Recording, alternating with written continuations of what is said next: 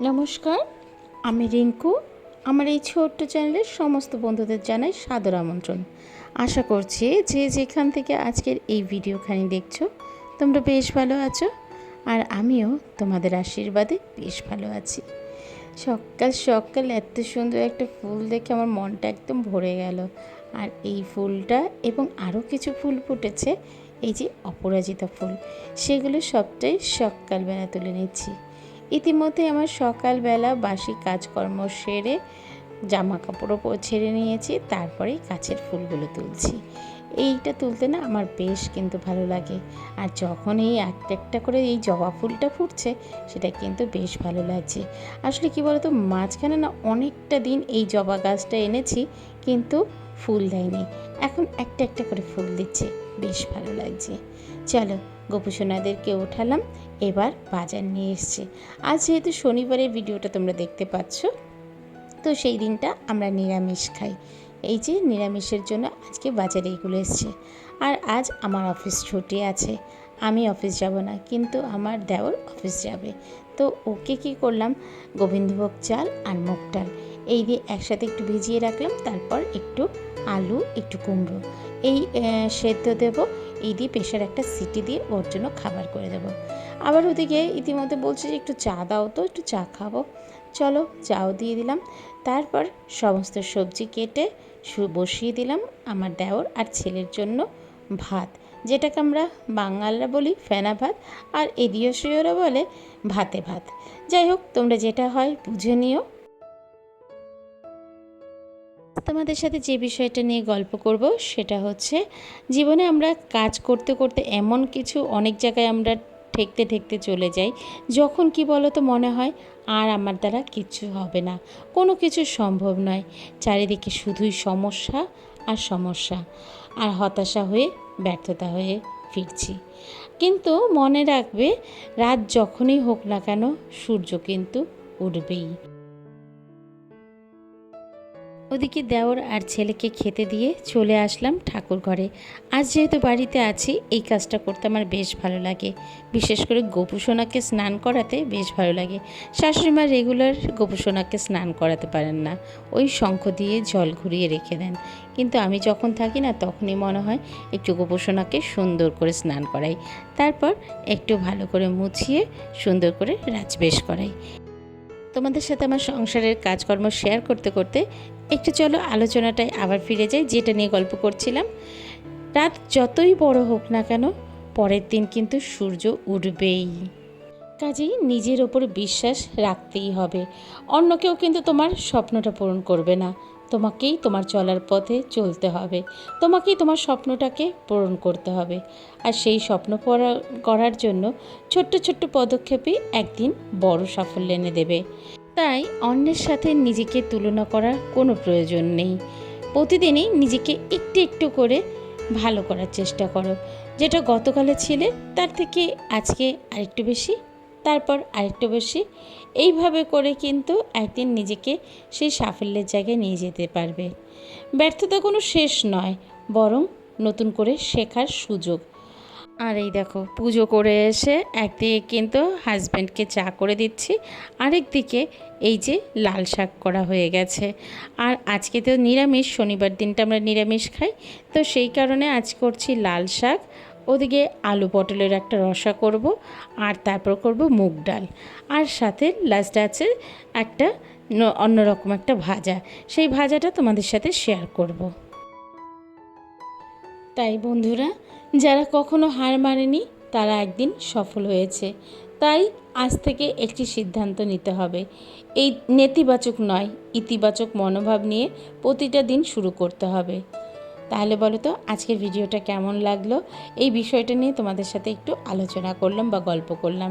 আসলে জীবনে তো অনেক রকম অনেক কিছু ঘটনাই ঘটতে থাকে, তবে এই সবগুলোকে যদি নিজের মতন করে গড়তে চাই, তাহলে কিছুটা সময় নিজেকেই মোটিভেশন করতে হয়।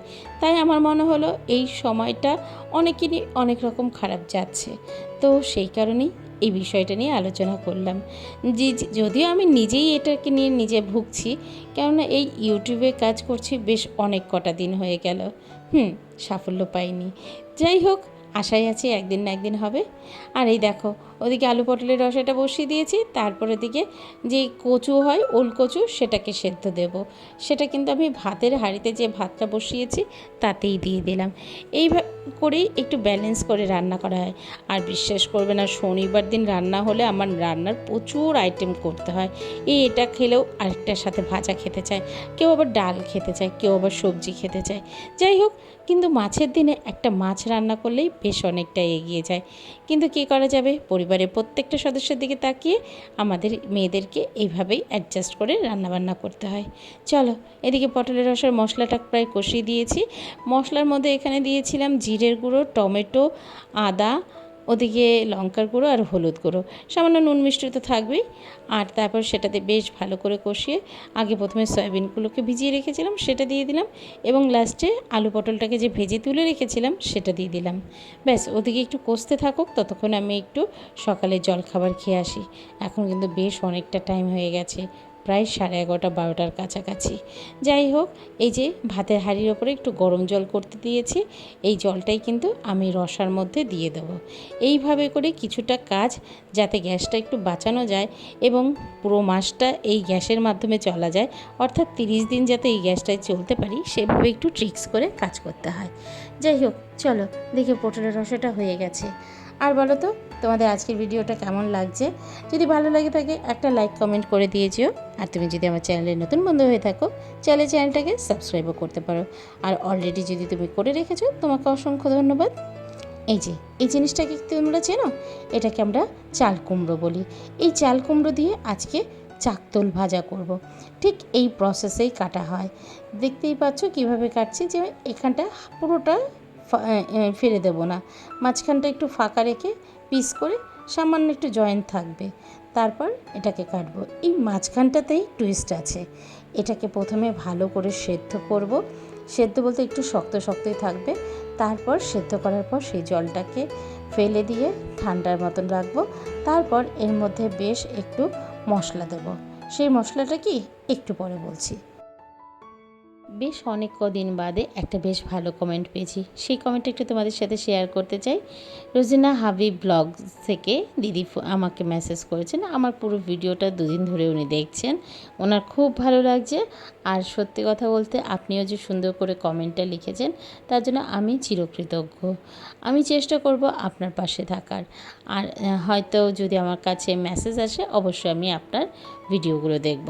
আর দিদিরাও যদি তোমরা এই দিদির ব্লগ দেখতে চাও, তাহলে এখানে চ্যানেলে গিয়ে সার্চ করলে পেয়ে যাবে রোজিনা হাবিব ব্লগ বলে।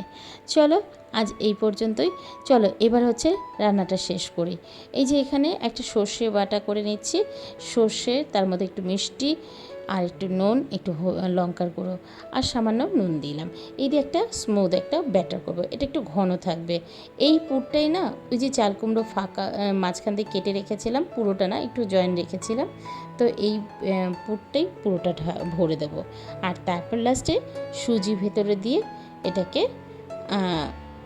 ভাজবো, ডুবো তেলে ভাজবো।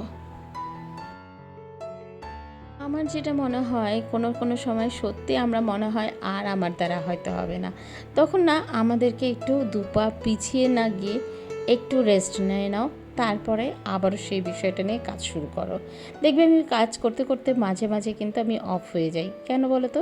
সত্যি একটু নিজেকে একটু আত্মবিশ্বাসটা আবার গাঢ় করি এবং সবার সাথে বেশ আবার কথা বলি, দেখি কিছু কমেন্ট আসছে কিনা। তো যাই হোক, এইভাবে করে নিজেকে আবার মোটিভেশন করি। তবে কি বলবো বন্ধুরা, নিজেরাই নিজেকে একটু মোটিভেশন করতে হবে, কেউ কিন্তু তোমার পাশে এসে দাঁড়াবে না। হ্যাঁ, তুমি যখন দাঁড়িয়ে যাবে তখন কিন্তু অনেকেই পাশে পাবে, আর যতক্ষণ না তুমি নিজে দাঁড়াতে পারবে তখন অনেকেই নেগেটিভ কথা শুনতে পাবে। কিন্তু সেই নেগেটিভ কথাগুলোকে আমরা নিয়ে বয়ে চলবো না, সেগুলোকে ফেলে রেখে সামনের দিকে তাকিয়ে জোর হাত করে এবং মাথা উঁচু করে আমাদের এগিয়ে যেতে হবে। হ্যাঁ, জোর হাতটা হচ্ছে ভগবানের কাছে, ভগবানকেও তো কাছে প্রার্থনা করতে হবে যাতে আমি সাফল্য পাই। চলো, এই কথাগুলো কেমন লাগছে? বেশি জ্ঞান দিয়ে ফেলছি কি জানি না, তবে আমার মনে হয় আমি নিজেকেই মাঝে মাঝে একটু এইভাবে করে জ্ঞান দিই, তোমাদেরও দেওয়া হয়, সাথে আমিও নিজে এটাকে শুনে বেশ মোটিভেটেড হয়ে যাই। যাই হোক, কেমন লাগলো পুরো ব্লগটা অবশ্যই জানিও। চলো এরপরে খাওয়া দাওয়া হবে, খাওয়া দাওয়া করে সবার সাথে তারপরে দুপুরবেলা একটু রেস্ট নেব। আর এই দেখো রান্নাগুলো করলাম সেটা একটু দেখিয়ে দিলাম। ওদিকে আলু সয়াবিন দিয়ে পটল দিয়ে রসা, লাল শাক, আর এখানে মুগ ডাল, আর লাস্ট হলো এই যে চাকতল ভাজা। এটা খেতে কিন্তু আমার দারুণ লাগে। আর আজকে যে রেসিপিটা শেয়ার করলাম সেটা কিন্তু আমার মায়ের রেসিপি। যাই হোক, কেমন লাগলো কিন্তু অবশ্যই কমেন্ট করে জানিও। চলো আজ তবে আসি, আবার তোমাদের সাথে নতুন কোনো বিষয় নিয়ে গল্প হবে। ততক্ষণ তোমরা সবাই ভালো থেকো, সুস্থ থেকো, টাটা।